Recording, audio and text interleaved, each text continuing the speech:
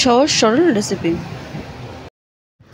নমস্কার বন্ধুরা, কেমন আছেন? আশা করি ভালো আছেন। আজকে আমরা তরি রান্না করব। তার জন্য তরি নিয়ে নিয়েছি। এবার তরিগুলোকে ভালো করে কেটে ধুয়ে নেব।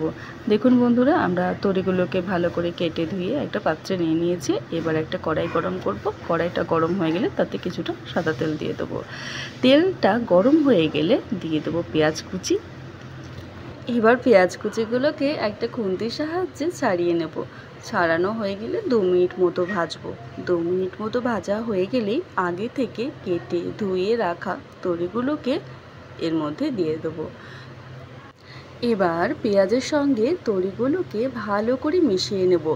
ভালো করে মেশানো হয়ে গেলে তারপর দিয়ে দেব একে একে কাঁচা লঙ্কা, লবণ আর হলুদ।